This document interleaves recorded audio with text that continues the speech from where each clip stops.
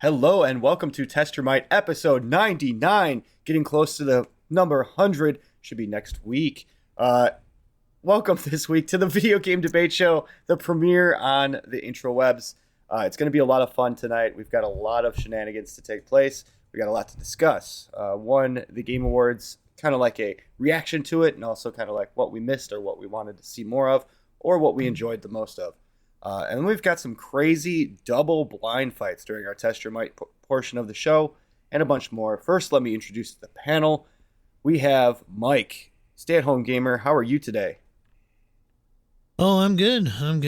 Just Pokemon'd out of my mind, and ready to tackle on tonight's debates. All right, and we've got the runner-up from last week's episode, Cicero Holmes. How are you doing today?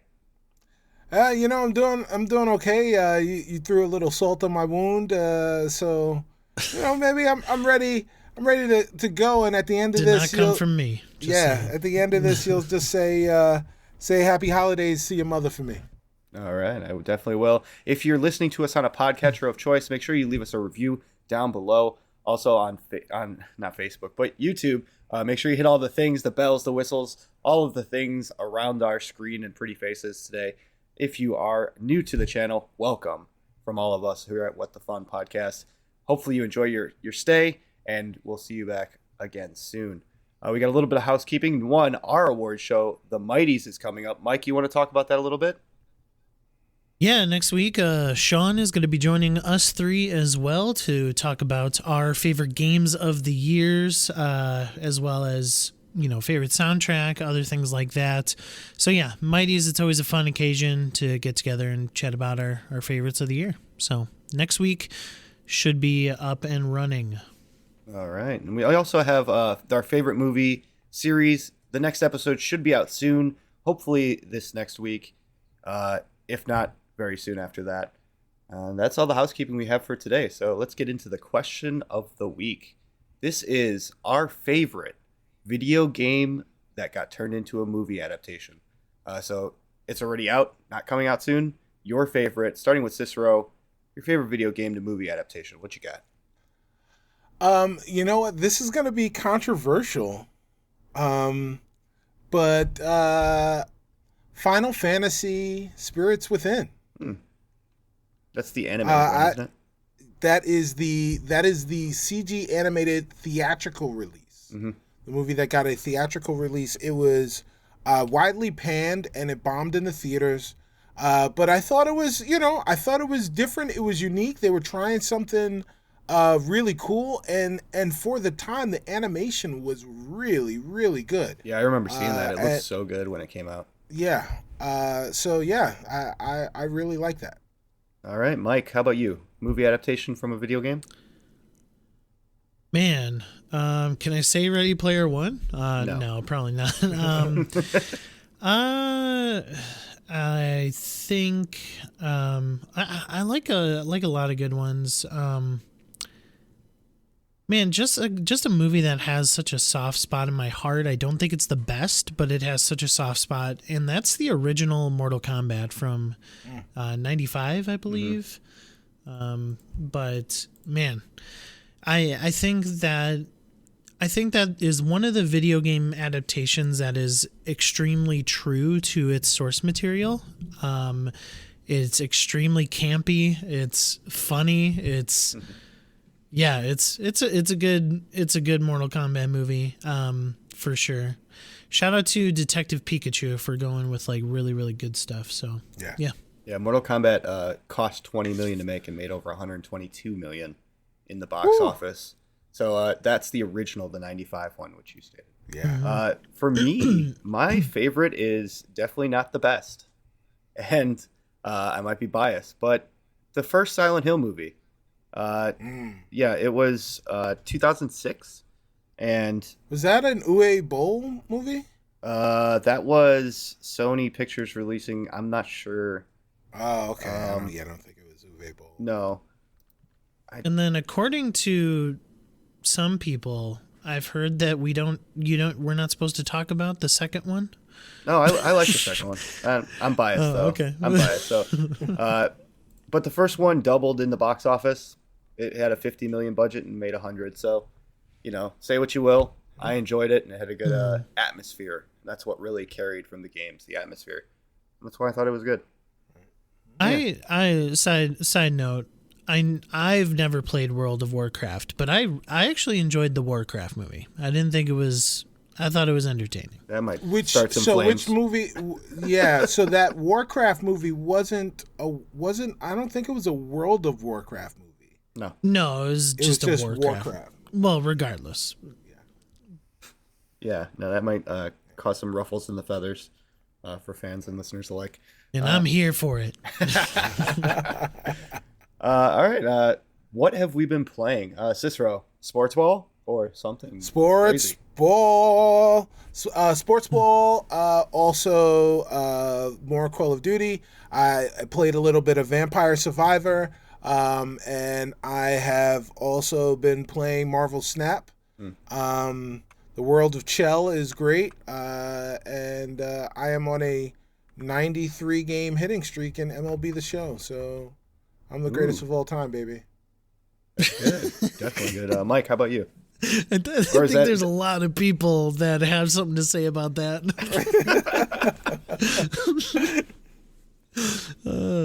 That's funny. I've been playing nothing but Pokemon Violet. It is all consuming right now. Yeah, you could keep that Pokemon counter up because I'm talking about Pokemon here. So yeah, I've completed every one of the main storylines. So I am currently in the end game, and I just started exploring what is called. Well, actually, I don't want to spoil it for anybody who might play. So, anyone who may play this broken game. Yeah, I mean, it might be broken, but it's that good that I will recommend everybody play it. Yeah, I've been playing Marvel Snap as well. Yeah, just battling, trying to rank up, just having fun too. Like, yeah, just excited to get some new cards. I'm in the 1,000 collection level where you just don't get cards often anymore, and then you don't get the cards that I want. So, like, I know there's some cards that I want. So we'll see if I ever get those. Yeah, I feel you there. Definitely missing a few of the ones that I really require to make some good decks for sure. Is that everything for you, Mike?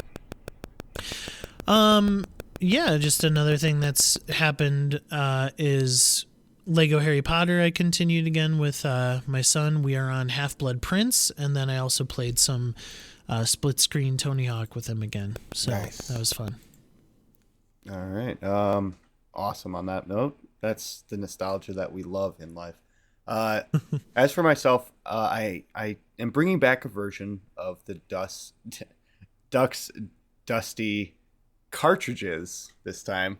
So the DDC, I pulled out Dragon Warrior for the NES, and yes, I blew in that cartridge to play it, and yes, I also blew in the Game Genie for it. Wow! And hooked it into the NES. Did you have the code? I had the book with the codes. So yes, I've been playing through that, enjoying it. Nostalgia. Cicero, I think your mic's doing something funny. It's doing something. Oh yeah, what is it doing? We'll just like leave it popping. In. I'll keep going. Yeah, so Dragon Warrior, before became Dragon Quest, it was a thing, and I can't, man. Right, I'm just talking, and all of a sudden Cicero's mic starts farting at me. It's okay. All right, so you've been playing Dragon Warrior? Yeah, Dragon Warrior, man. Very good old school NES Famicom game. Other than that, Vampire Survivors, I played it a little bit more, and then I deleted it because I hit the 100% and I'm done with it. Okay. You know, like, I'm not gonna go back to it. It was fun. It's like Power Wash Simulator. It's like something that held my attention for as cheap of a game it is and as fun it is. I'm not seeing it as something that I'm going to go back to keep playing, because I've kind of like acquired everything you can. So there's not like, unless they add some DLC or something, sure, I'll spend another 2 minutes downloading that one. Grounded, been playing that. Got the spicy staff, which is a magic Spicy weapon. meatball. And you can fire spicy lobs of crap at enemies. Cool stuff. Meatballs. Marvel Snap, of Spicy course. meatball. Marvel Snap, of course. I've been playing that. The new season just started with Silver Surfer as the lead.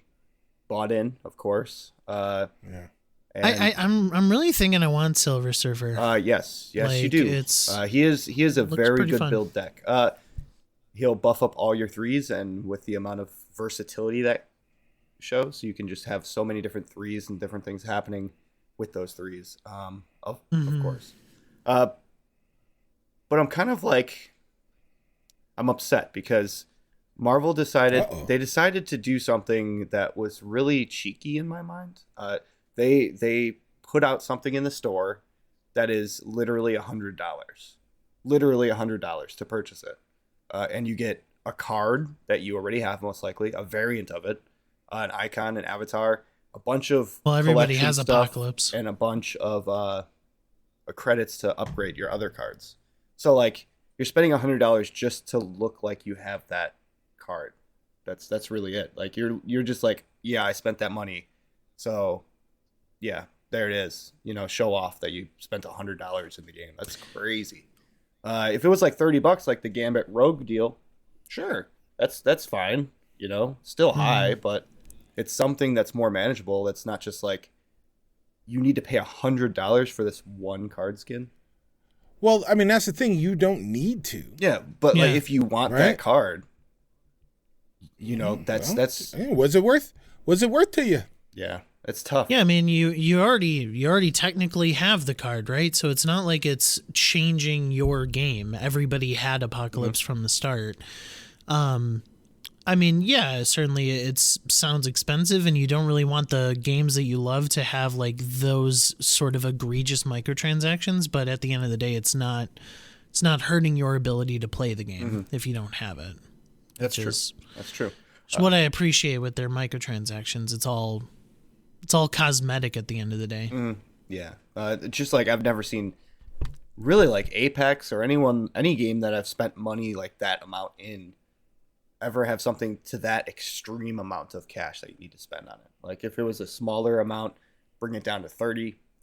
That's a normal point to like be like, here's a custom variant of a card for $30 and some tokens and stuff. Correct me if I'm wrong, Justin, but whenever they would have their collection events, though, like, you would have to, if you didn't want to grind and like actually put in the time, wasn't it pretty expensive to like get all the skins within the collection event? Yeah, but you're getting an enormous amount of things. You're not just getting one card variant and one avatar and a title. You know what I mean? Like, I guess you're getting a whole bunch of different things for that. Well, I mean, that type of value is subjective, though, right? So, if the guys that were buying the other packages, maybe there was redundant stuff in there, or maybe there was stuff in there that they thought was unnecessary. But again, if you're dropping $100 on a game, it's intentional. Yeah. Right? Like, it's purposeful. So that's predetermined. I really want to know the waters. Like, I want to premeditated. see the statistics on how many people bought it, so that like, I would feel bad, because then Marvel's gonna be like, they can do this more often, and people will still buy it. I mean, I think it's it definitely is testing the waters, right? But you also have to remember, like, this is digital content, so like, the amount of money, right? Like, how much did it cost them to develop and make that, right? So maybe it cost them $5,000 to develop and make that. So they need, they need 500 people. Right. Right. So 50 or no, people. 50. Sorry, 50 people. So once you get to 51, I know math. yeah, once you get to 51, Profit. It's profit, right? And you may get 500 people to spend $100, right? Hell, they may get 5,000 people to spend $500. I mean, sure they have over 1 million people playing Yeah, it. I'm There's sure they gotta have. be 500 people in Right. the world who've done it. Right. So I mean, then It just then worries it's worth me. it. It's worrisome. That's all it is. You know, like if Well, yeah. then they're gonna bring the price up Yeah. on I the think- season passes. I- And it's gonna be No, I mean, No, I don't know. I think they'll keep the Right. season pass rate Right. right where it's at. But I do hear you, Justin. Like, I think that what they'll do is they'll probably reevaluate their true value that they can do within a certain dollar range, and maybe they do keep that 100. You know, maybe they do. One of the things that is cool, and we saw with this most recent event, is that what I think Marvel Snap is doing great, and they are utilizing it with card variants, and you see this with the Apocalypse, is they're partnering with digital artists. They're partnering with artists to create these variants. Right. Even some comic book artists too. That's great. And that's awesome. That's like, great. so please continue to do that at least. Right. Maybe make it slightly more affordable for your true fans of Marvel Snap, but still, like, definitely partner with these people, and then but hopefully they get royalties when you buy Right. their Well, when you buy that's their the stuff. thing. If I find out that the comic book artists are getting royalties from these types of like packages that they're putting together, that makes me more likely to purchase. yeah. Right. Yeah. Because I know these artists, and while comic books, characters from comic books are the biggest thing going right now, the comic books themselves are not doing great. Yeah. And as a result of the comic books not doing great, the artists aren't doing great. So, any way for the artists to receive recognition for their incredible talent, it's something that I'm all for, and I'll put my dollar behind. So, if that is something that they're doing, then it's incumbent, at least from my perspective, on Marvel to start broadcasting that. And maybe that'll incentivize people to spend more money. It definitely would incentivize me. So, like, for example, the variant that you get on level 50 in this battle pass for Silver Surfer is made by Kim Jacinto, and he is currently a comic artist at Marvel. Right. So, like, what Cicero is saying, I'm hoping that a purchase of said battle pass is going towards Kim, or maybe they worked out a deal. I mean, this would probably be a lot suckier, but maybe they worked out a deal that he gets a certain percentage if people actually reach his variant in the battle pass or something like that. But Right. or maybe he gets a bonus if enough people reach his variant. Which would be cool. So, I mean, yeah, as long as they start showcasing some of these awesome, like that Silver Surfer $50 or 50 variant is so good looking. Yeah. Like, so, yeah. Anyway. Yeah, like I can't imagine if this was a card that I use in like one of my standard decks, or if it was a character that I love. Like say Spider-Man got his own custom artwork for $100. It is irresistible. For the average Joe, the person who's a fan of Spider-Man, to not say, I need that. It's hard. Well, I mean, today even I was playing today, and I saw somebody have a card back that was the Daredevil symbol, the double D. Yeah. I'm like, I need that. Put that in the store. I will give you $5 for that back. People will do that. I'll do it for that. All right. Right. Which is why it'll be $10. All right, let's move forward. Dang it. Let's move forward. Off the Marvel Snap, I have played one other game, not Marvel, but another M game, Modern Warfare 2. Marvel Warfare And, 2. yeah, Marvel Warfare. That would be awesome. I have my first gripe with the game, unfortunately. Okay. Unfortunately, I do. All right, I am let's an hear open book, so I'm fair. So I decided to get on multiplayer, make do on the amount that I spend for the game, try the section of the game that I paid for. And I end up getting kill streaks. And in my first game playing, getting my kill streaks, I've got my 3 kill streaks set. I unlock them. I use the first one, awesome, UAV, normal stuff. Get a second one, airstrike, cool. I get the third one. SAE is what it's called.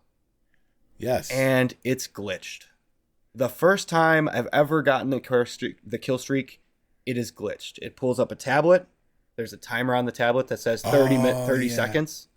And you're selecting where to target the map. And it doesn't let you target anything. You're just sitting there with your tablet open, looking at it like this for 30 seconds, watching this clock countdown while other people can shoot you for 30 seconds. And not only that, but it's locked in your inventory. So that next time when I die, obviously getting shot because I'm looking at a tablet during warfare, I get my UAV and I have to go and custom select the UAV because if I don't, it auto selects the SAE again. Right. And I'm stuck in that 30-second. Fix that. That's huge. You know, like to get it for the first time, can you imagine playing and getting it for the first time, getting your 7 kills in a row, enjoying that moment, and then immediately getting taken away from you? Patch that. Yeah. I definitely had that. I had that happen to me a couple of times. Doesn't happen all the time, and I had don't it 3 know, times every time I got the SAE. Right. Yeah. So I've definitely used SAEs to varying levels of effectiveness. But that is something that is a glitch that happens. But I don't know what the circumstances are that will allow you to recreate it. Now that I'm thinking about it, though, it happens with one other kill streak as well, apparently. Once I was able to deselect the SAE and select something else, I was able to use, like, I don't remember it happening again after that. I sat in that tablet during that game 4 times. Yeah. Trying to get it to work. To try and recoup that feeling. Before Last the game update from COD on that was from November 25th, and there's still no update. And it's intermittent. It's a gripe. So. You know, I'm still enjoying everything else. DMZ, Warzone, it's great. You know, multiplayer is great if you don't run into that problem. You know, there's always spawn killing, but there's a different kill streak, I guess. There's tons of kill yeah, streaks. he's got to level up in order to. Oh, or you're pretty. Yeah, you're I'm like a probably 30-something now. high level. So I got some stuff I put in there instead. Right. There you go. But initially, that shock of, oh, well, I guess I'm trying to send a tweet during this war. Now I can't do anything and get shot. Yeah. So that's a thing. But that's what I've been playing. That's what we've been playing. If you want to let us know what you have been playing, maybe recommend some titles. It's getting to that time of the year. Down in the comments below, let us know. But we're going to go into our namesake here. Test Your Might. And this is a remix episode. If you're not familiar fans, that is the guests get to pick the order of events. And it's also got some other things going on. We're bringing back the Uno Reverse with a rework from last week. I will explain that in a second. And then we have the double blind fight. This is not just one blind fight that I've come up with to shock and awe the guests. The guests have selected a fight themselves to bring to the table that they know individually, and they are going to be able to have a little upper hand going in. So Uno Reverse, if you weren't here last week, that allows our guests to switch arguments with the opponent mid-fight. And mid-fight's the key part there. Before last week, it was at the beginning of the match.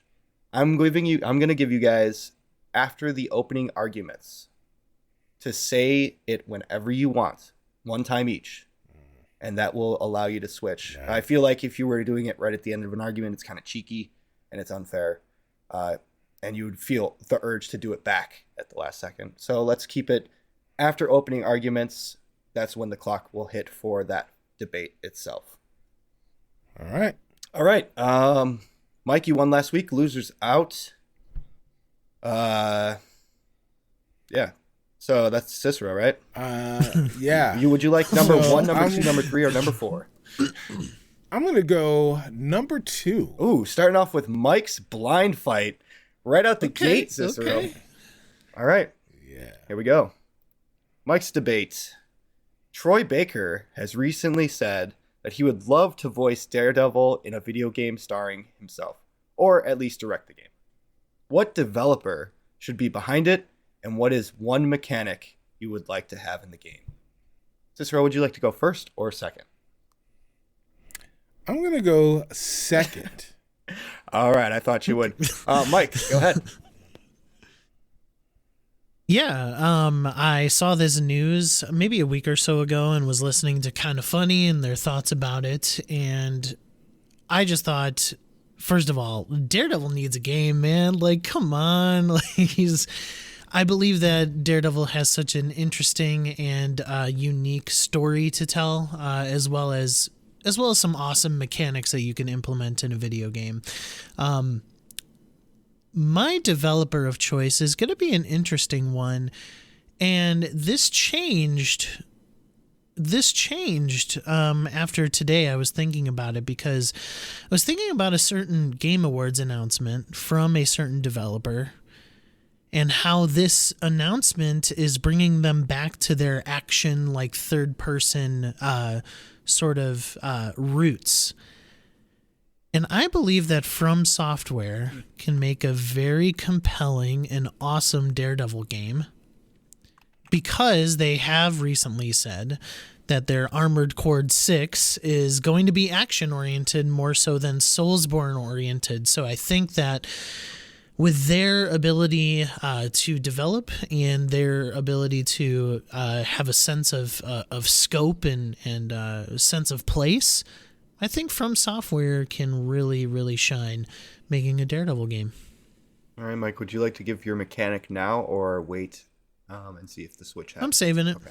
Saving it. All right, Cicero, over to you.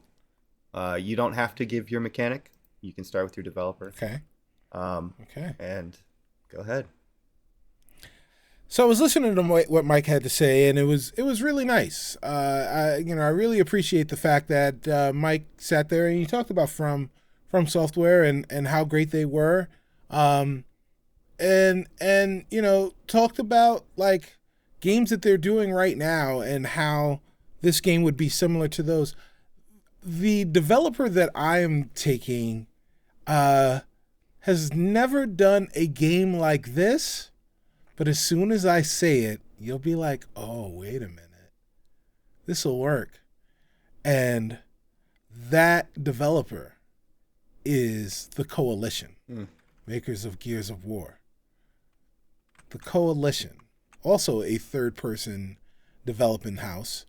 So they'll take their third-person roots, but they're going to be able to do something different. One thing that we know about the Coalition is that they can make even the most broiest of bro games have some heart, have some feeling, feel gritty and grounded, and that is what we need for the hero of Hell's Kitchen. Something that's gritty and grounded and deeply visceral. Okay. All right, that is going to close the opening argument section for this debate topic. Mike, go ahead.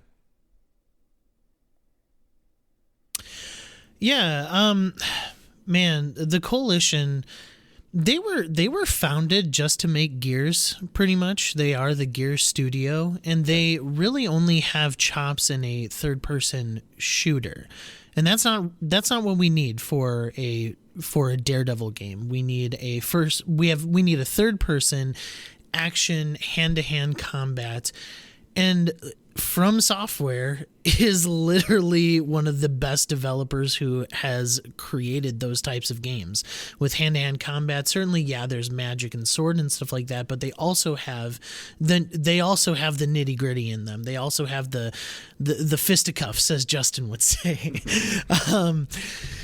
And I wanted to bring in my mechanic here because one of the things that goes very far into the Elden Ring, into the Soulsborne type of style, is the parrying system. Parrying is very key to not only their games of the past, but also to Daredevil.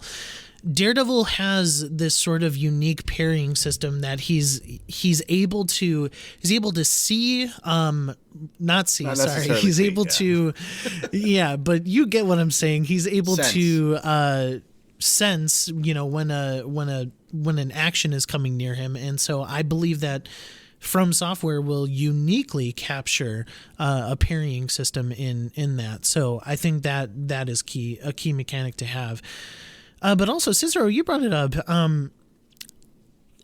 There is, at least as far as Elden Ring is concerned, and I believe as well in the Dark Souls and Bloodborne for sure, because I've watched a lot of them. You brought up the Coalition and their chops of like the nitty gritty. I think From Software has way more a sense of place and the atmosphere that is needed for a Hell's Kitchen. Sure, yeah, Hell's Kitchen is sort of, it is part of a city, right? It's part of a bigger city. I mean, hey, a city that you were from, right? Like you know the city like the back of your hand potentially. But at the end of the day, like, From Software just understands how to create an environment where it will feel like Hell's Kitchen as well. I don't know if the Coalition is going to be able to execute on that. You know, Donald Glover stars in a show called Community. And he's very, very talented. He's very, very good in that show Community. Incredibly funny. But if we just looked at Donald Glover as a funny comedian, we would never have heard Childish Gambino. And you're trying to put the Coalition in that type of Donald Glover box. You are not allowing them to show you that they are Childish Gambino. And when as we talk about what the gimmick is that they're going to be using, right? We're talking about Daredevil, right? We're talking about someone who's got a sonar mechanic, right? And what is sonar all about? Sonar is about sound. And so we're going to be taking a mechanic that was developed in one of the greatest games of all time, Silent Hill, and start using 3D audio as part of your game mechanic for how Daredevil is able to hear and fight his enemies, to know where they are in real time. They're going to spend the time to develop that part of the game. And that's one thing that we do know that the Coalition is really good at, is audio, is presentation, is doing those types of things that will give you the immersive feeling that you need in order to be, as I said before, the hero of Hell's Kitchen. All right, we got the whale talking sonar over here on Cicero's side. Mike, go ahead. Final rebuttal here. Yeah, certainly. I think there is a precedent to be said that staying in your wheelhouse is going to ultimately affect the game a little bit better. And I think From Software just has a little bit more experience. Well, actually a lot more experience with the certain combat that I think Daredevil needs. And that ultimately is what you need in a Daredevil game. You need it to be like rough. You need it to be tough, brooding, so to speak. And From Software has that ability. I mean, they've made dark games, and Daredevil needs to be a dark game because it is where he thrives, in the darkness. He does thrive in Hell's Kitchen and in the places where you don't go in New York City. And I think From Software just understands that scope, would understand how they need to build Hell's Kitchen in order for a Daredevil game to thrive.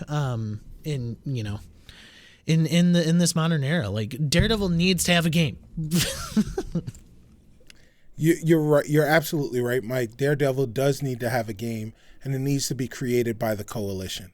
The thing that you keep trying to say is that just because you haven't seen a team do a thing doesn't mean that they're gonna, or you're saying that because you haven't seen them do it means that they can't do it, right? And that is the wrong way to look at things, right? Before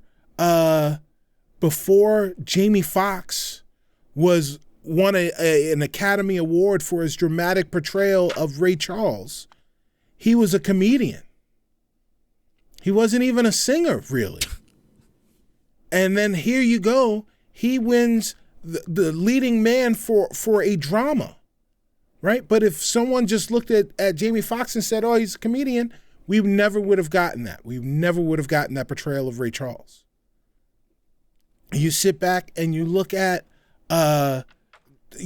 Playground Games, before they made Forza Horizon, was doing all sorts of things. But then they got a chance to do Forza Horizon. The guys who made No Man's Sky they were making goofy, exciting, what was the Joe Danger was the game that they were making before they made No Man's Sky. That's a complete departure. Playground Games has not made anything other than Forza, by the way. Before Forza. All right. But like, well, it was because it was a bunch of guys, whatever. But anyway, Joe Danger was a complete departure from No Man's Sky, right? But if we were sitting around and we were saying, hey, you know what, Gabe Newell, you can only make Joe Danger games, right? Then we would have never gotten No Man's Sky. No Man's Sky is definitely a wonderful and welcome addition to our gaming world. You can't keep putting people in corners. You have to give people the space to do something different and show you that they have the ability. And that's why the Coalition not only should be, but will be making the next Daredevil game starring Troy Baker. All right. Mike, if you would have mentioned Monster Hunter Diary Puka Puka Arrow Village for the PlayStation Portable, I would be more on your side. And Cicero, you should have mentioned Matrix Awakening, because that was their most recent venture and it was city-based, which would have really helped your argument. Right. And unfortunately, for you, Mike has won this debate. All right. Yeah. FromSoft sounds like a great fit for a Daredevil game with the darkness, with the world building. I feel like they would do a great job with it and have that impact of story within, where Coalition would have that emotional bond, but I don't think they would have the world editing or the world building to the extent. That was a last minute change. I was gonna go with Insomniac. Yeah, very good pick. That's one for Mike. There you go. You could have easily swayed me with that Matrix Awakening, Cicero. Yeah, that was huge. Missed out. All right. I would have had a counter argument with that though. Okay. It already went in my head. Okay. Mike, 1, 3, or 4?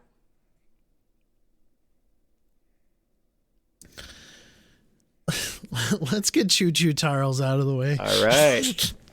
Choo-choo Charles. Have you guys heard about this game? Yeah. No. This is ridiculous. This is a game that was someone made a. You know all those, Cicero. You know all those intellectual properties that are like now free reign, like Winnie the Pooh and the Grinch. Yeah, this is one of them. Oh, okay. So there was a guy that made a joke, a meme about making a game a while back. A video, he released it and crowdfunded. The internet went crazy, so he actually made his first game, which is called Choo-choo Charles, and it came out on the 9th of this month. The synopsis of the game, give you a little detail here.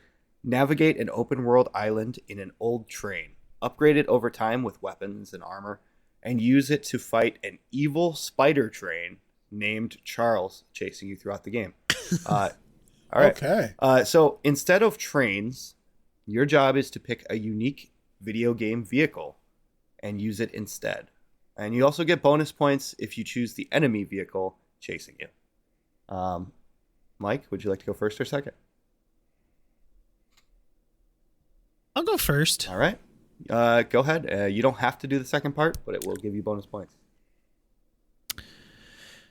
So the vehicle of choice that I have chosen, that's how that sentence goes. Yeah, that sounded right. Words. Math, Words. It's all going up in the air. We're gonna do a warthog.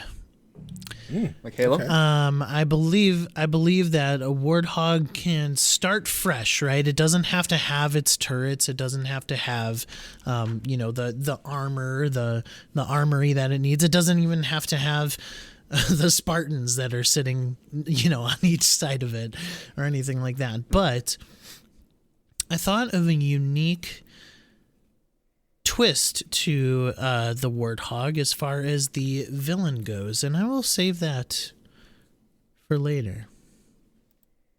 Okay. Well, that's fair. Cicero, go ahead.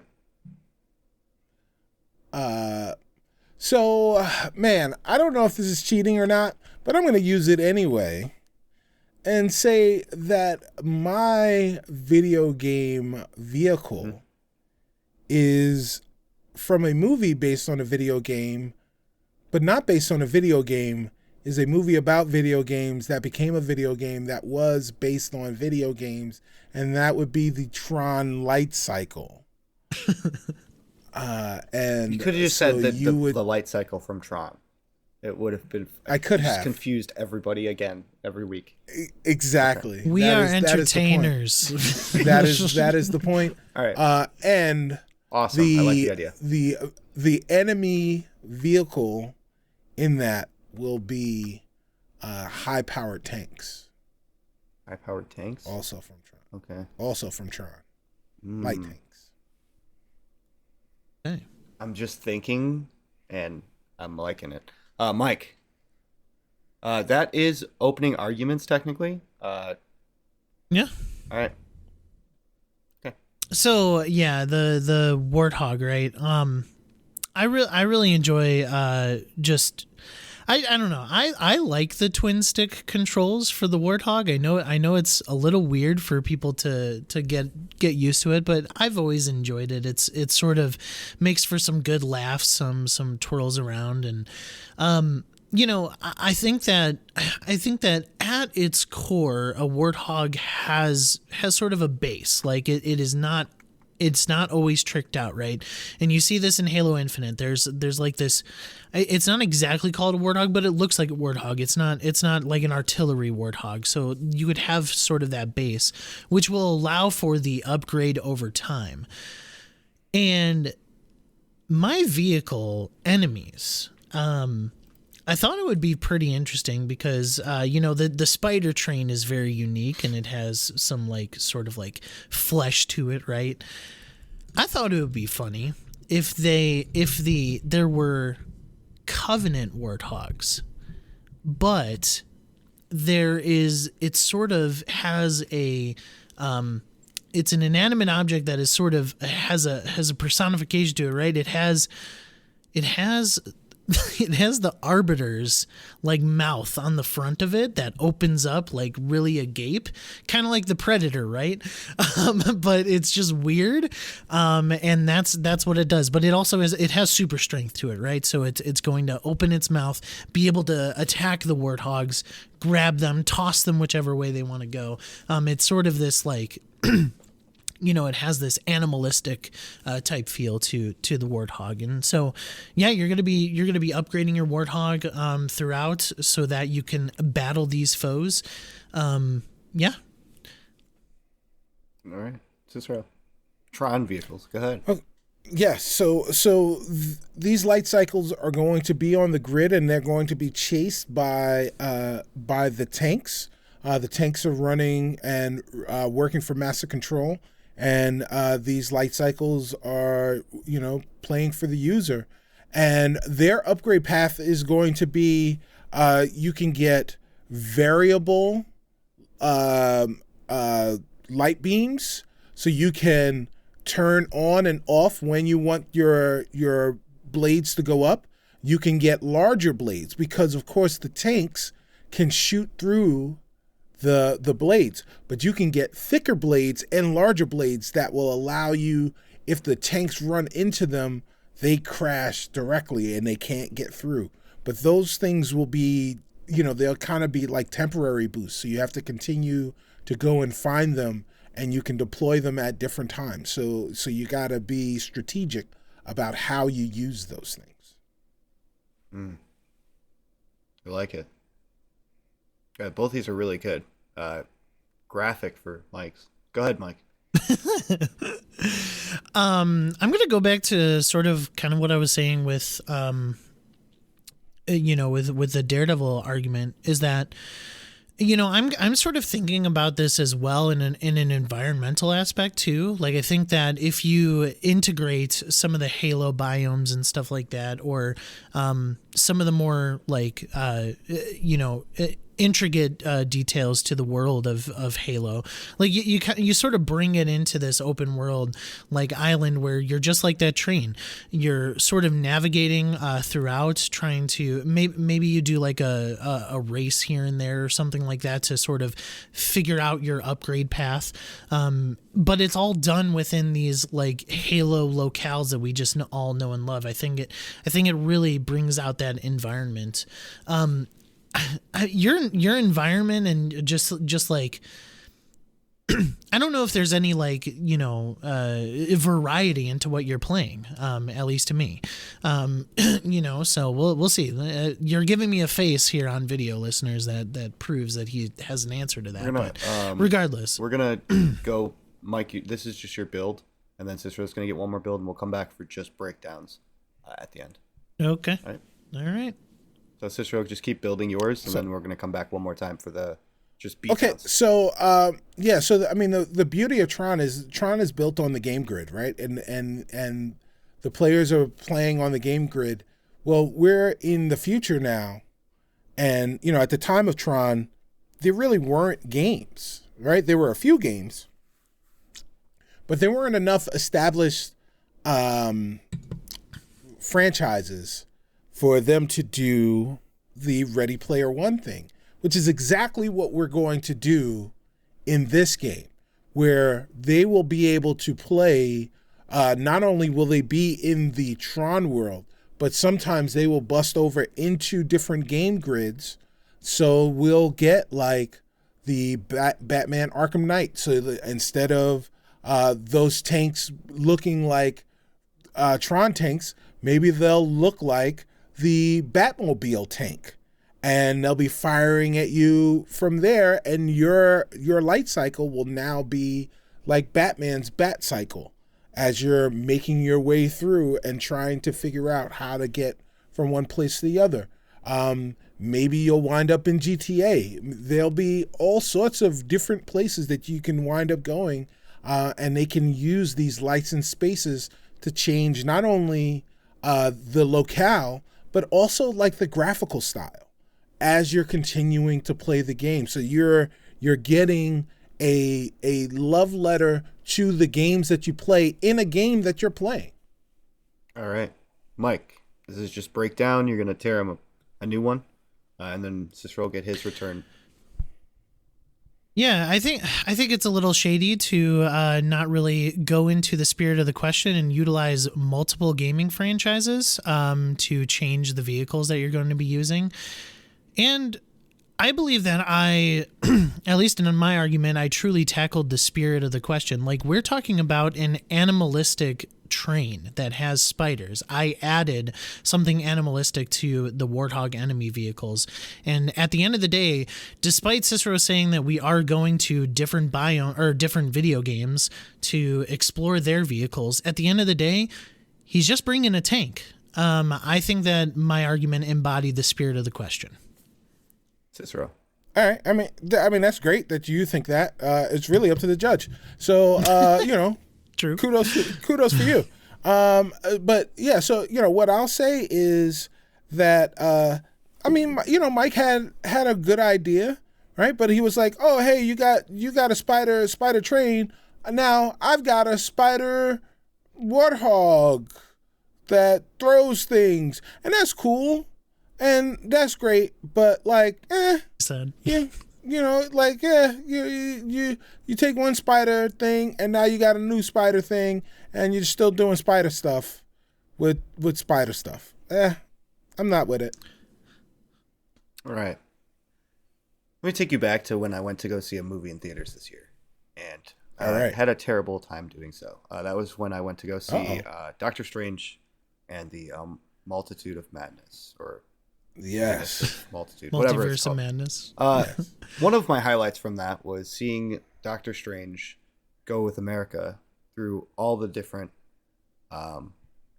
planets, worlds, time zones, Right. everything. It was The awesome. multiverses. The multiverses is the proper term. Right. It was awesome. And Cicero, you really hit that. Like, you'd be breaking through. I immediately, when you said you'd break through new horizons, I thought you're just driving on Minecraft terrain now. And then 2 seconds later, you're in Batman world. Like, and you described it to a T of how the vehicles would change and kind of like alter with the Tron feel. And that's what Tron is. It's got that feel of pixelation, of changing your look and being kind of like futuristic. And I feel like that was cool. That's really cool. And it's taking the fear out of it, but keeping the rush. And that's really cool. I like that a lot. Cicero, you got this one. Mike, that was awesome too. But I think that really works well where you're keeping that rush and also able to get away, and you have strategies to get away, which he also described. Good stuff. And I want to see that happen. Like, I want a game that does that. Breaks through the fourth walls. Okay. Choo-choo Charles is gone. That's 1-1 for the score for anyone listening or keeping track. We have number 3 and number 4 left. Cicero, the ball is in your court. We're going to go number 3. Number 3. All right. And just to remind you, you do both still have your Uno reverses. Yeah. You know what? You guys got free roam. Free reign for them for these last 2. Okay. All right. Let's see how it goes. All right. Try not to be cheeky, but use your strategies. All right. Number 3. Supergiant Games has, for the first time ever, announced a sequel for one of their IPs, and we will be talking about this later on in the Game Awards highlight section in the news. But it is Hades 2. For the first time ever, they are making a sequel. So what needs to be added to make this game feel fresh, but also push it into the future? Cicero, first or second on this one? You know what? I'm still going to go second. All right. Handing the torch over to Mike. Here you go, Mike. Go ahead. Yeah, I mean, it's interesting that you phrase the question this way because, man, I don't think anything needs to be added really to Hades. Like, I thought it was lauded, highly. And that's why I said feel fresh. So it's really tough. But I think I'm going to go with a story angle. And I think that one of the things that has made a brilliant franchise from our past and over the years really good is its sense of story. And what they did in their most recent games was bring in a whole new set of characters and a whole new scenery, a whole new place. And that was God of War.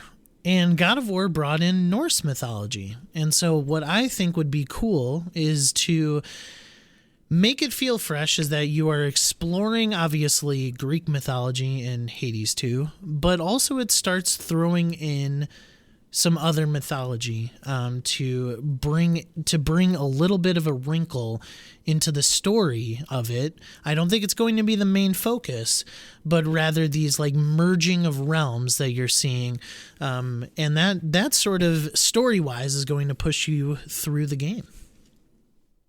All right. This row. I think the thing that would have made it fresh is a thing they're not doing, and that is to add co-op multiplayer. Having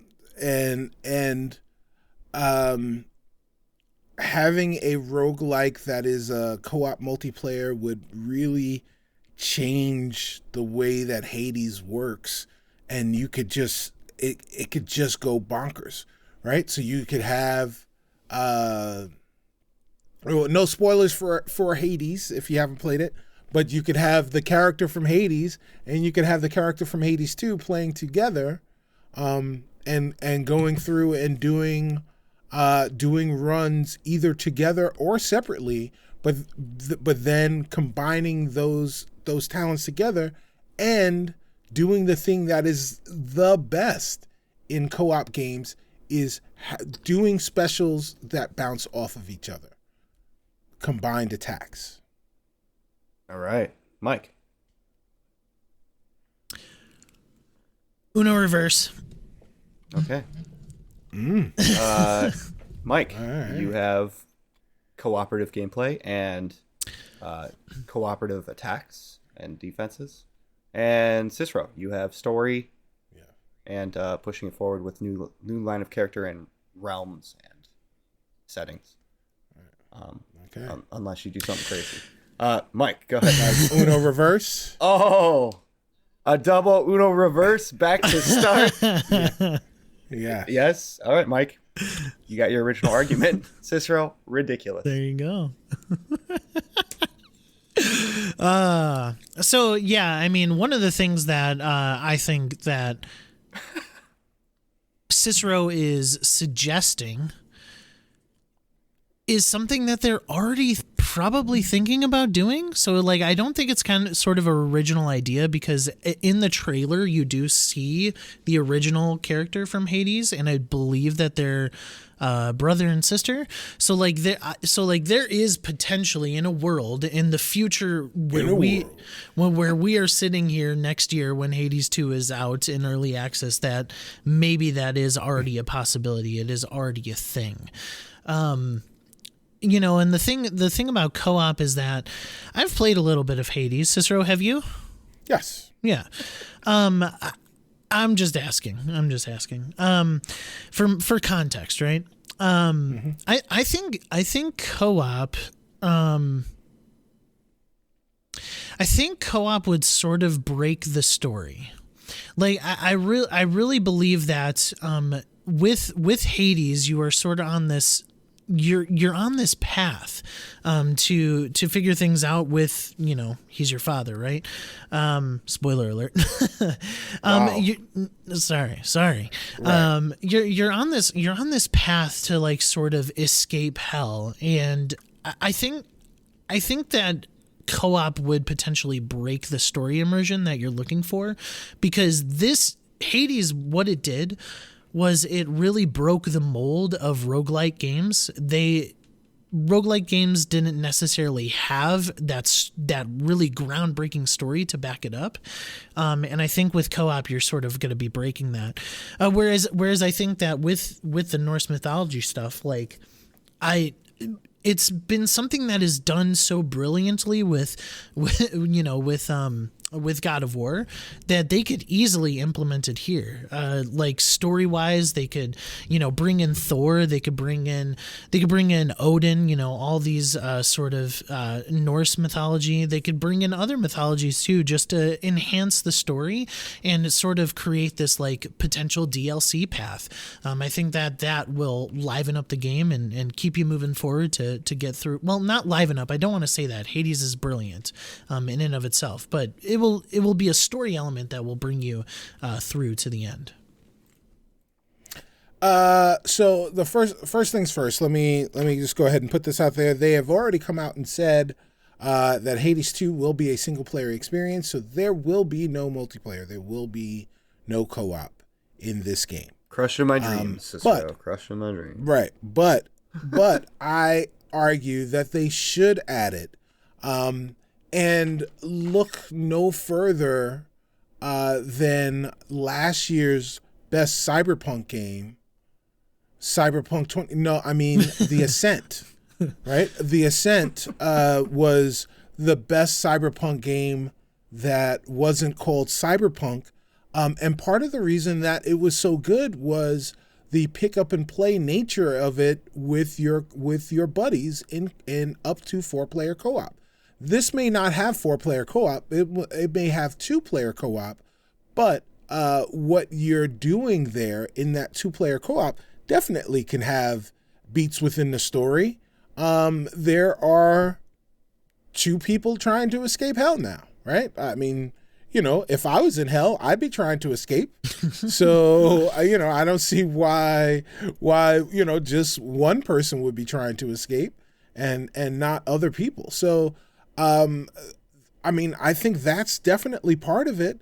But also, look at how much fun the Ascent was, right? And the styles are very similar. We're talking three-quarter isometric styles. So they can look and see what the Ascent did, and then take the best parts of that and add the best parts of Hades, and then throw a little extra spice in the middle, and there you go. You've got multiplayer co-op Hades.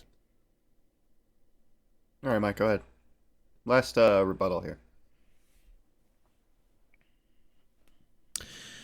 Yeah, and I still think co-op would sort of break the game. Like, I don't see how the upgrade path would function, because I know in between levels, in between the design, like, are both of you going to have the same choices with the same things? Like, I don't know. I just don't think that co-op really truly does work in sort of a rogue setting. I don't know. I believe that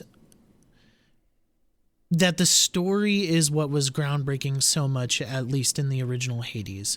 And I think that something to add for future plans of DLC for future snippets within the story would be to bring in some of these other mythos to sort of give you a path going forward.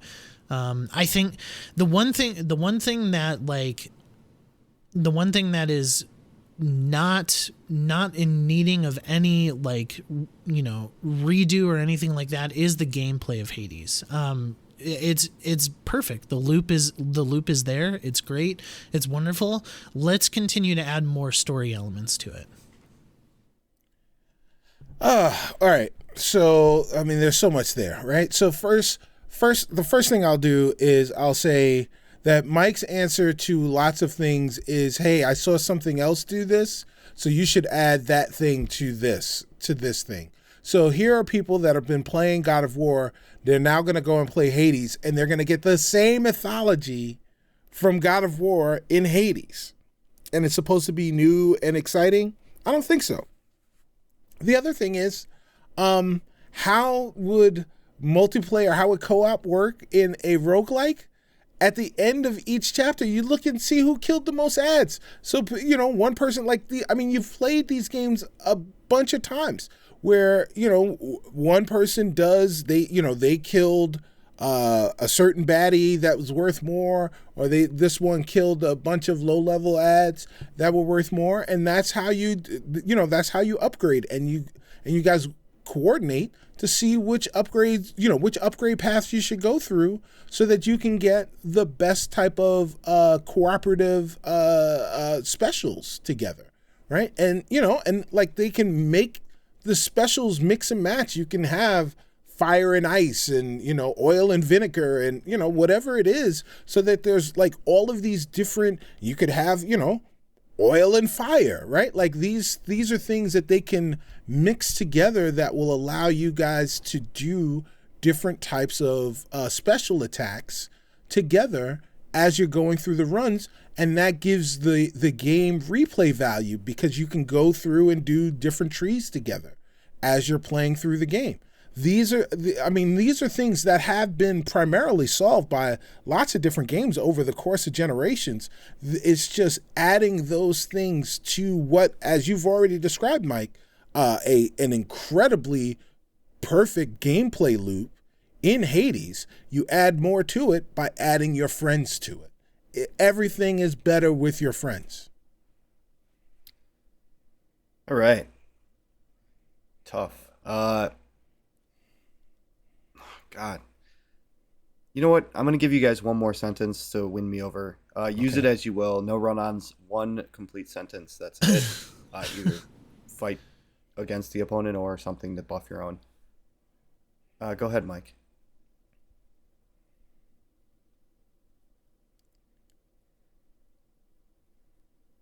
One of your biggest arguments from your last argument there was that you would be retreading the same Norse story when you can have differences between other games that have used it before. Okay, a little close, but Okay, go ahead, Cicero. Right. Yeah. Whoa. You also get 20 words.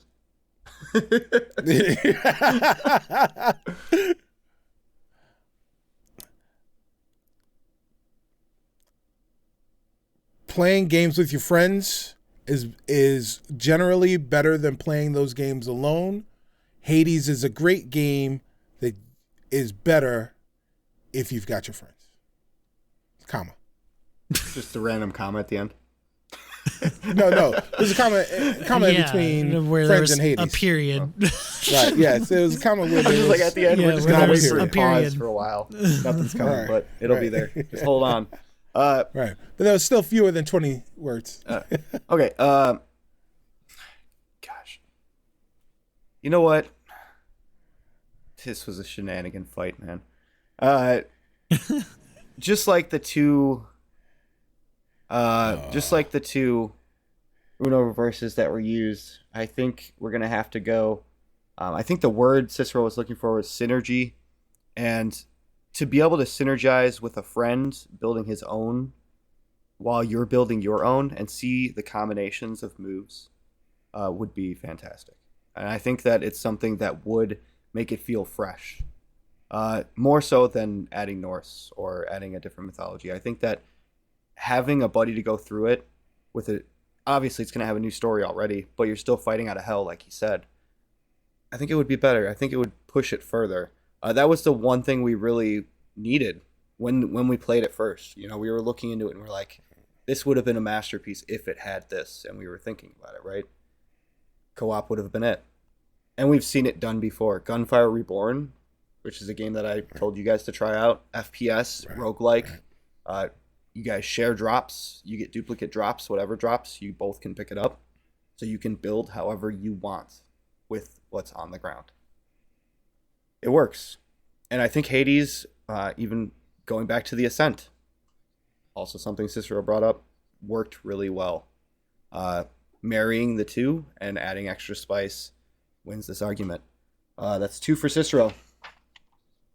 On to the final debate topic, and Let's go. that is going to be Mike first or second on this one.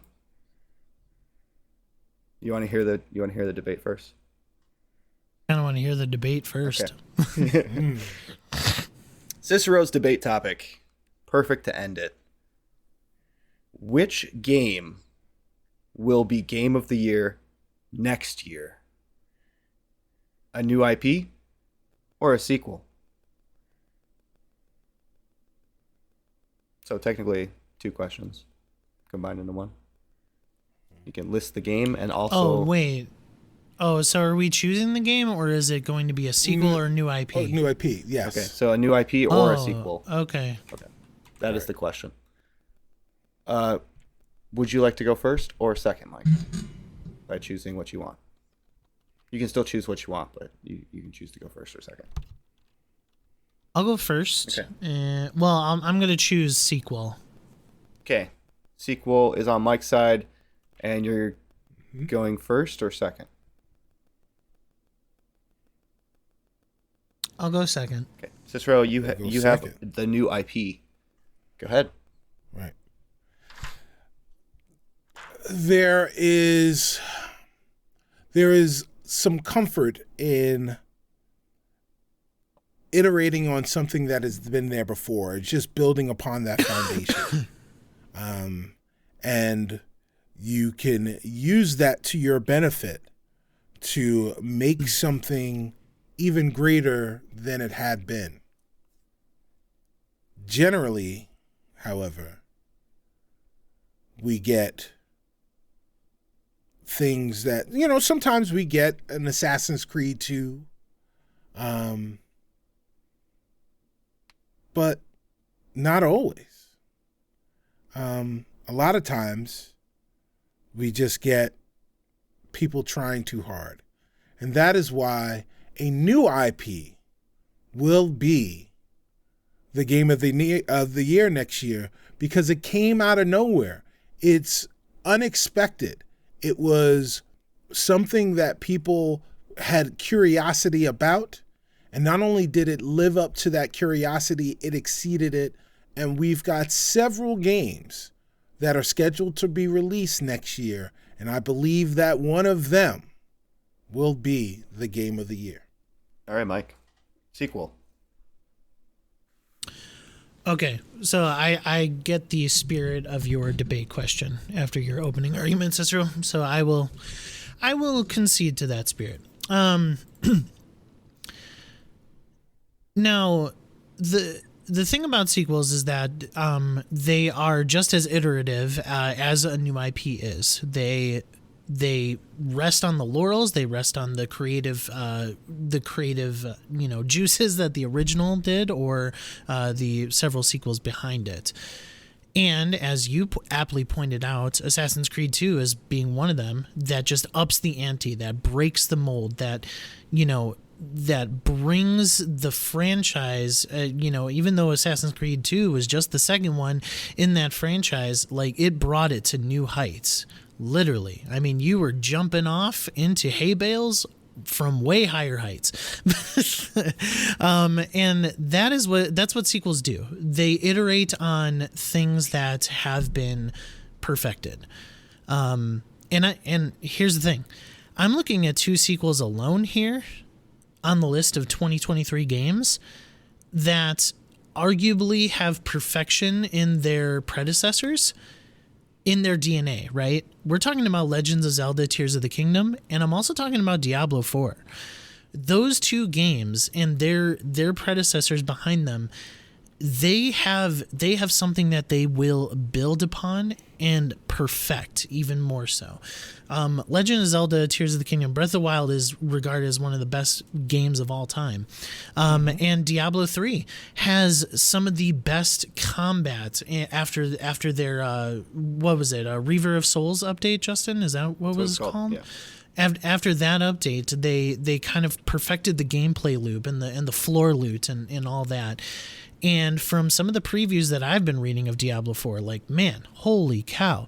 So honestly, Cicero, I understand that new IPs bring out the ingenuity and, bring out the conversations, right? That's exactly what Elden Ring did. Mm-hmm. But I think that there are too many heavy hitters in the sequel category for next year that a new IP doesn't stand a chance. Wow. Okay. So Mike has looked at Forspoken and he said, nah, I don't think so. Mike has looked at, what's the Bethesda game that's coming out? The space game. Starfield. Starfield. Yeah, that game, the stars. And he was like, nah, I don't think so. Mike has heard the promise of Hogwarts Legacy. And he said, nah, not game of the year material. Instead, we are going to bank on these games that have been fantastic, right? Where you can't even really envision them getting any better. They were perfect, or as close to it as they could have been, and you think they're going to get better, as opposed to something brand new, bringing something completely unknown and just not even thought of previously to the industry, to get people talking and to get people excited about the genre again in new and different ways. And you think these sequels will beat games like Hogwarts Legacy. I just don't see that happening, right? If Hogwarts Legacy is what it's supposed to be, then that's a Game of the Year contender. If Starfield is what it's supposed to be, that's a Game of the Year contender. Forspoken was the dumb game from last year that I thought people would be talking about for Game of the Year. They're going to be talking about it next year for Game of the Year. These are the games that will get people talking. These are the games that you wind up seeing in those spaces. Fun fact, Legend of Zelda, it doesn't, not saying that Breath of the Wild was incredible. Everybody talks about Breath of the Wild. Even non-gamers I know that have played that game are like, whoa, that game is incredible. One thing that you got to know about the Legend of Zelda's franchise is it is exceedingly rare for 2 consecutive Legend of Zelda games to be heavily lauded. So yeah, you've got that going for you. Again, yes, expectations are high for those games. This is going to be so hard to judge. Cicero, I'm very mad at you. All right. Mike, I want you guys to pick your game of the year. And then I'm going to tell you what you're going to do. Mike, what is your game of the year, your sequel?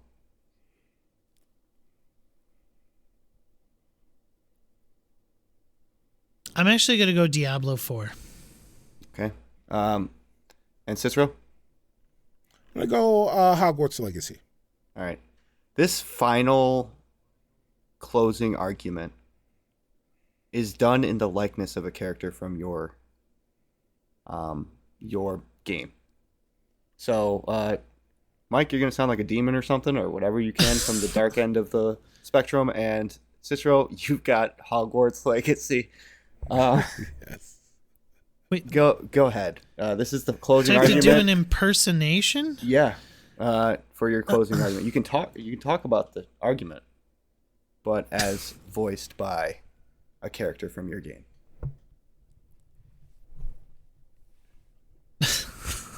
The more you put in, the more points you get. I mean, that's not necessarily fair to me. Would you like a reroll? He could literally talk Zelda? about. He could literally talk in a British accent. I have to talk like a gremlin.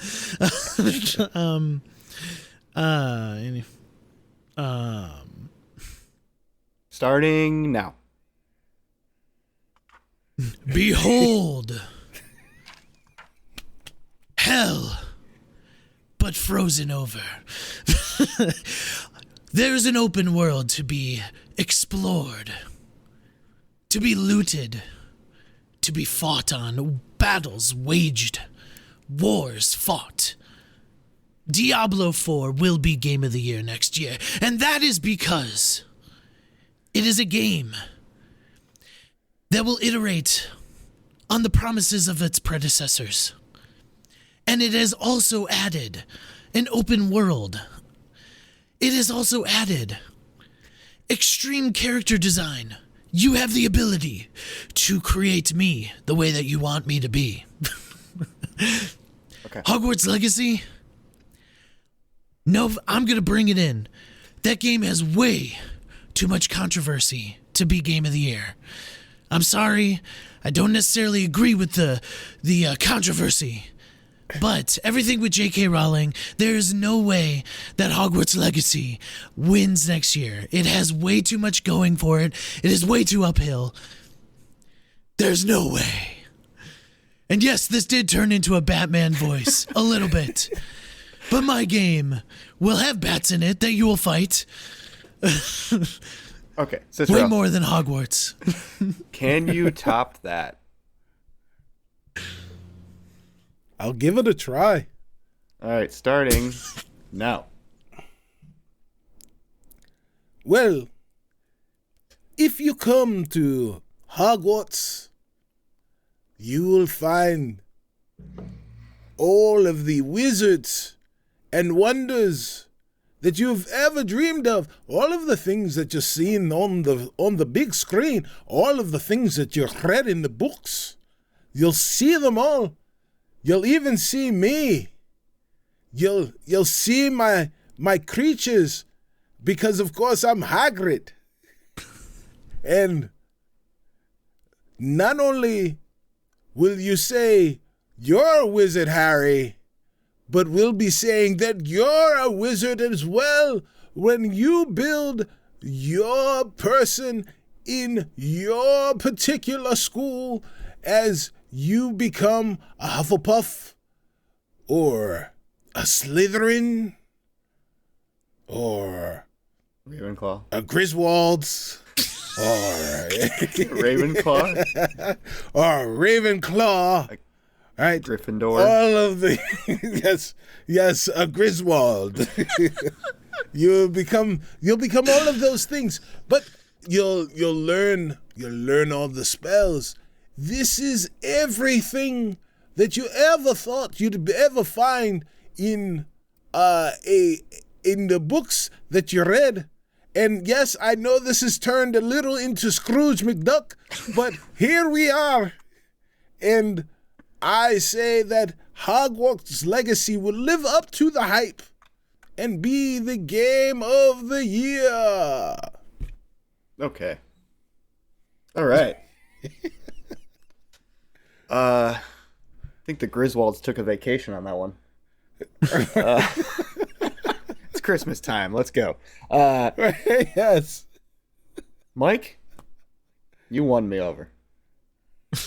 You won me over, Mike. And good, because you gave Cicero 2 arguments. I only had 1. It didn't matter. You won. You didn't need me. You shut him out. Okay, cool. I feel like even though you went into Batman towards the end, you brought it into character with the game and said that we'd be fighting bats. And Cicero just rolled with the Griswolds on their family vacation. I did. That was hilarious. I was waiting to see if you knew all the houses, and I was dying. I was feeding him them, and he still took the Griswolds instead. I still took the Griswolds. All right, that's tie game. Gotta be honest. We're going into Metacritic. All right. This is something that you obviously won't know because it's old, from 2001. Uh-oh. Really quickly, Justin, just for the record, 4 of the Game of the Year nominees were sequels this year. Yeah. So what one Game of the Year though? Yeah. Elden Ring, but original IP. I understand it's original IP. They did reiterate over what they. It's also built over Soulsborne, so it's like it's there. There's DNA. Anyway, sorry, Justin. Go ahead. No, you're good. God. Yeah, I don't even know if I could say Star Wars or Hogwarts for next year, because they're so early in the year. It's going to be a recency bias towards the end. Elden Ring was February. Yeah. Yeah, that's true. But the hype was unmatched, Yeah, unparalleled. Elden, you're totally right, Justin. All right, so this game came out in 2001, November 15th, 2001, on the original PlayStation. The Metacritic game, closest to the number if you both are under, over, closest to the number as well. If you don't go over and the other person does, then you win. What is the Metacritic score for Harry Potter and the Sorcerer's Stone on PlayStation 1? Bonus points if you do a correct Hagrid impression. Well, I'll give you your number. You're a wizard, Harry. Yeah, the Griswolds are here. You're a hairy wizard. Yes. Yeah. All right. Scream You're it. living in the cabinet under the stairs. I'm going to count down from 3, and as I say 1, just scream out your numbers. 3, 2, 1. 78. The correct answer is 64. Cicero. Whoa. Cicero with the win, going over the least amount. Yeah. I think that's the first time we've ever done that, where we've both been over. Yeah, there's actually one of those movie license games that's like really good. I liked the first one. I really liked the first one. You would collect jelly beans all over the school, and it was almost open world-esque. It was closed map, obviously, like Bully was, but it was good. All right. Cicero, anything to say to your fans? Yeah. Winning over Metacritic. Yeah, so I would like to say that my win percentage is pretty high as we hit our 99th Tester Might. And it has been a pleasure to be your champion. I will continue to do this for at least 99 more times. Happy holidays. Say happy holidays to your mother for me. All right. I'll try to keep track next year. Get a tally board like Game Scoop and Unlock does. That way we at least have an award during the Mighties to give out. All right. On to the news. One big topic. We're just going to do a kind of like highlight section about the Game Awards. That was the big news, really. Encumbers so much. We had a lot of announcements during that. Any announcements take you by surprise? Obviously, a few of them probably did. But any highlights that you guys wanted to shout out, you go ahead. Mike, anything from your end? Okay, so the one game that I saw announced that was like that nobody's really talking about, it seems, but I feel like I need to be excited for this because I've been wanting it for a while.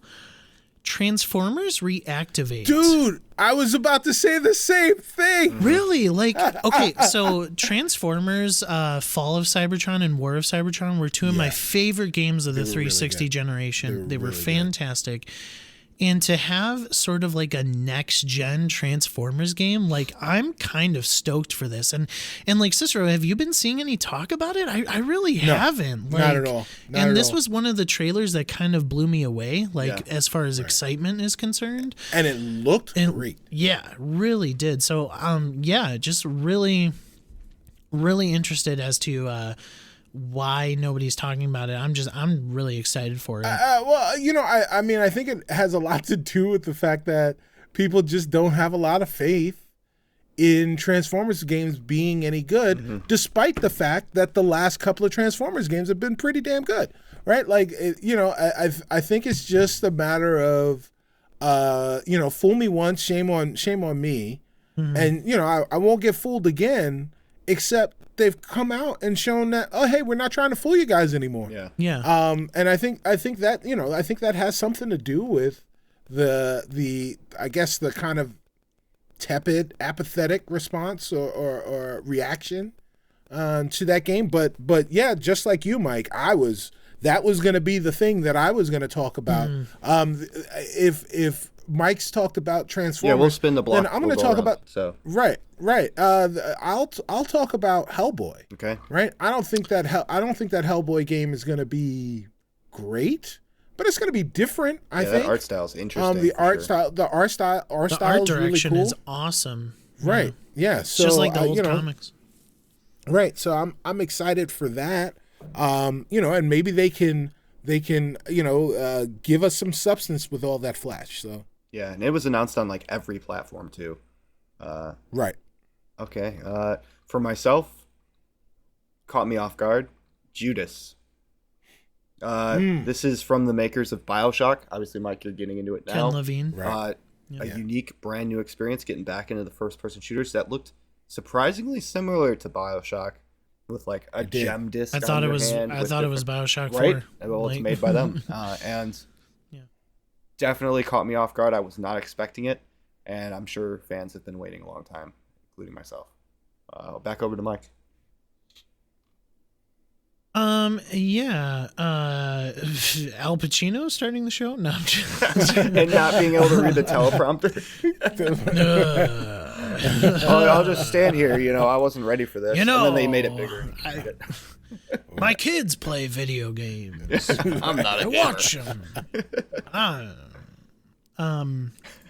I think, I mean, Justin, you have maybe the Death Stranding thing might be big for you. Any Kojima stuff is big, honestly, for the gaming community. Kojima is huge. Yeah, for the industry. So we all knew he was doing something.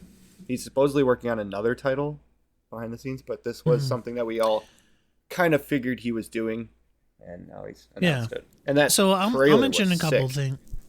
Yeah, it was was also sick in another way too. Well, people have said that he should direct movies because of how he puts the trailers together. Yeah. Mm-hmm. And I wouldn't be opposed. So two things, really quick. One, there before the Game Awards, like a bunch of outlets had previews of Diablo 4. Mm-hmm. And the way that they were talking about Diablo 4, and then to get a release date on Game Awards nights, like, I am stoked. I loved Diablo 3. I played a lot of it. And this game is just climbing up my most anticipated list. But you guys, I think I may have said this in our group chat, but I will say it to our listeners now. Suicide Squad Kill the Justice League is now a must-play for me. As everybody knows, I am a huge Kevin Conroy fan, and I will play this just to hear his voice as Batman again. I will. Right. Yeah. I will. One last time. So it is now a must play for me. That trailer did itself a service as well. I thought it was pretty fun and pretty kooky, talking to the Suicide Squad and stuff like that. So yeah, it is a must play now. And it's one of those things where, like, I have faith in Rocksteady. I don't know if I was going to play this, but now I'm 100% playing it. Yeah, they're definitely being set in the dark, like the Arkham whole entire universe, setting is definitely helping it a lot. Yeah, next up for me is I'm going Tekken. Okay. Yeah, a lot of characters. A lot of characters. It looked really, really good. Yeah. Really, really good. So, I haven't seen those, those games in a while. I haven't played them in a while. So, that was a fun one for me. Yeah. That is definitely interesting. I am glad about. This is an older one, obviously, but Returnal is coming to PC. Right. Cicero, you praised this back when it first came out. I believe it was you that praised it. Returnal? Yeah. No, that was Sharif. Sharif played it. Mm-hmm. Yeah. Oh, yeah, that was Sharif.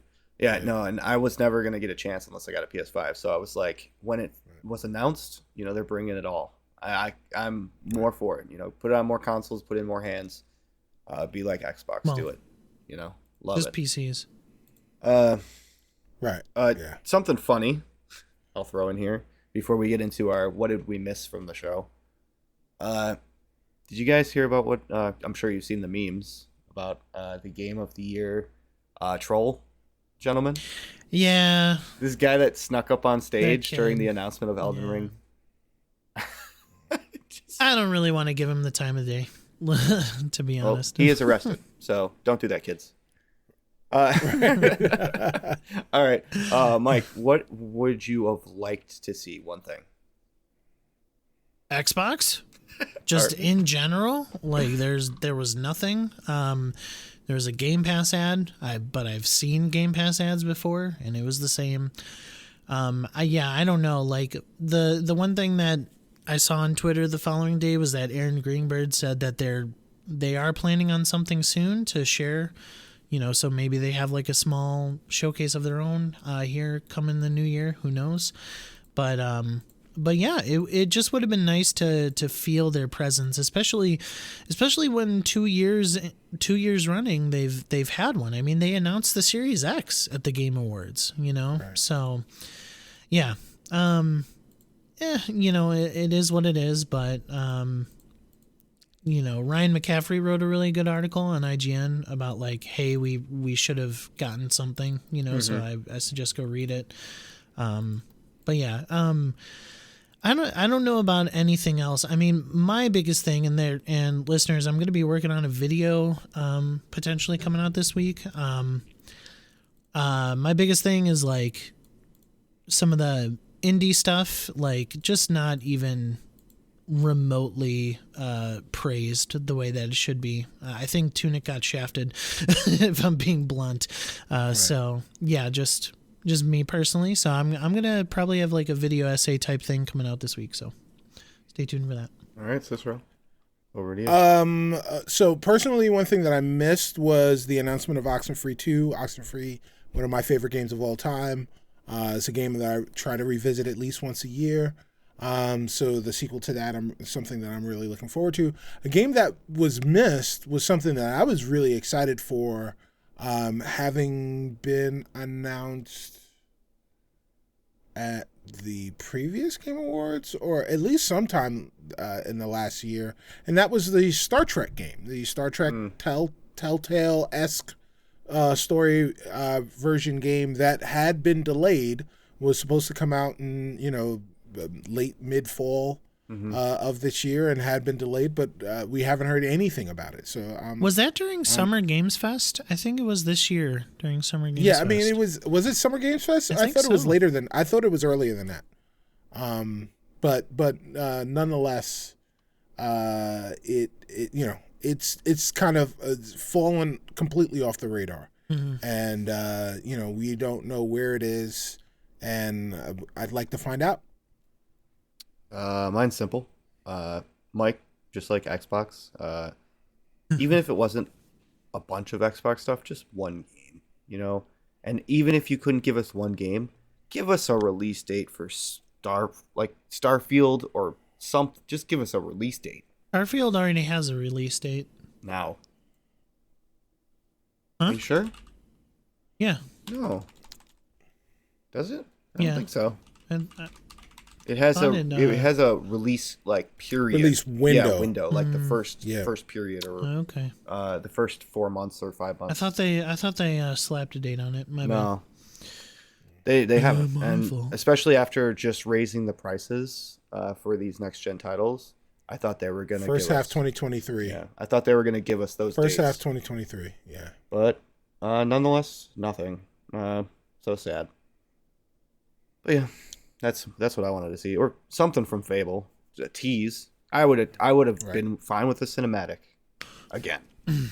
Yeah, I think Fable's so far off. Yeah, it's like 26. I don't. Who knows? It's like Grand Theft Auto 6 time frame. There you go. Well, yeah. All right. That's what we noticed and liked or didn't like about the Game Awards this year. Onto the leaderboard. We have, again, the best video game to movie adaptations, but not ones that were out already. Ones we would like to see happen. Mike, if you can handle typing for this portion. Oh, sure. Do some research on mine. Cicero, if you want to start off. All right. I'm going to start with Rocket League. A Rocket League game. I would love to see that.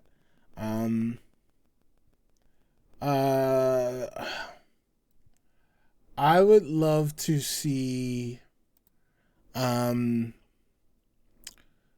crap. It is a what's the name of the game? It's not Injustice. Oh man, the dude, he's got electric powers. It's the PlayStation game. Infamous. Yes, thank you. You're welcome. I would love to see an Infamous movie. And I've debated that same. We've had debates about that. Right. Yeah. Yeah. So an Infamous movie I would love to see. I would also love to see. Oh, you know what? This is an oldie but goodie that I'll keep pulling out of my butt. That is Colony Wars. The first Colony Wars game was set up like a great movie. This is Psygnosis on the PlayStation 1. I believe 1999, maybe 2000. Okay. All right, I got mine. Go ahead. First of all, BioShock, obviously. Visually, storytelling, atmosphere, perfect. I think they're in development for but a TV show or something. They've been in development for that kind of crap. I'm just saying. Action oriented here. which would really, I would feel almost blow the seams off of action films, and that's hard to do nowadays. Just Cause. Whoa. Yeah, like to see the zip lines, to see the pool, all the different weapons and stuff, the explosions, the look. That's Hardcore Harry, man. Hardcore. What was that? Not Hardcore first Henry? person, like a James Bond style, okay. John Wick style. Action Just adventure. Cruise, because they will have Tom Cruise in there doing Tom all Cruise, the stunts. And this next one's coming straight from my heart, since I like Domino's and I know Cicero likes Pizza Hut. This is Yo Noid for the NES. That's Yo Noid, yeah, with an exclamation point. That is based on the Noid character from Domino's that likes to steal pizzas. Avoid the Noid. Yeah. So you know the slogan, but you're a Pizza Hut fan. I did. Yeah. Well, I got Pizza Hut that one time. Doesn't make it better. Mike. So there's a couple of couple of games that I have not played, but I would love to have as a movie. And one of them is Ghost of Tsushima. I love samurai movies, so to have Ghost as a movie, that would be great. I also love westerns, so Red Dead Redemption would be awesome to have as a movie. And then I was thinking of one other thing. Question for you. Can I choose God of War, even though it's already coming out with a TV show? Yeah, it's not out yet. Yeah, I got BioShock on there. Then I am going to go with God of War. I love mythology, and Percy Jackson, like one of my favorite book series of all time. So, I mean, I really love mythology. And so, live action Kratos. Yeah, I'm all for it. So, yeah, that'd be cool. All right. Must-haves. Cicero. My must-have will be Colony Wars. Mine's gonna be Just Cause. I think Just Cause, because I don't think that's ever gonna happen. So and neither is Yo Noid, but that was for fun. That was for the clout. I will abstain from choosing God of War just because it is becoming a TV series, so I will be getting it. So I'm going to choose Ghost of Tsushima. Nice. I love it. Yeah, no, The Last Samurai is one of my favorite Tom Cruise films ever. I'm not a fan of Top Gun, so all right, we're fighting. A BioShock film, yeah, I'm with that. Actually, be honest, I'll even though they're not on my list, I would go Red Dead and BioShock. Infamous though. Yeah, it's super. It's Infamous like superheroes done dark. Yeah. I feel like we get that all the time though. Like, when's the last time we've gotten a Red Dead Redemption or like a really, really high quality Western? Django. They did Magnificent Seven was really good. Magnificent Seven. That was great. Magnificent Seven. And then just recently on Netflix last year was a Western. The Harder They Fall. That was a good one. But the story of Red Dead Redemption, right? It's really good. Really awesome. Yeah, so it's really good. And then I think it would be a better TV show. BioShock. I think it would be a better TV show. I think that's the argument. I think Red Dead Redemption would make a better TV show because there's so much depth that you need to cover. Yeah. Right. And Infamous would make a better movie. Yeah. Mm-hmm. But I feel like we have Infamous like everywhere, like just that like superhero type. Are we I in don't know. agreement about BioShock though? Yeah. I think Yeah. so. Okay. Mm-hmm. Right, then fight screw for it. fight, The yeah. Rocket Give League. me your pitch on Rocket Rocket League. League. Rocket What is that League. gonna look like? So it is. So think, the Wachowski's Speed Racer Okay. with like Rocket League, like so Rocket League It's like a sport is that a actual people are driving the cars. Right, it's a futuristic sport where people are actually driving cars. They are making vehicles that they will use. They have boosters. They're doing all sorts of things, and this is the movie, is them playing in the Rocket League. Like you're following. I think it would be epic to know, watch.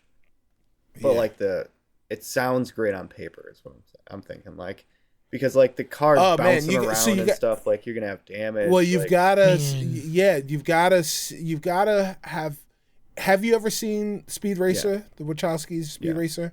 So like, think about that. So you're gonna get those moments inside of cars where like it's just very claustrophobic, but you can still see what's going on. But then it will also pull out, so you'll see like the car rocketing up and hitting the ball, and like I'm picturing all of the crazy stuff. I'm picturing like the Fast and the Furious camera technique where they do the pan of the camera down the side of the car, right, and but then it's Yes. actually shooting up in the air instead of on the ground.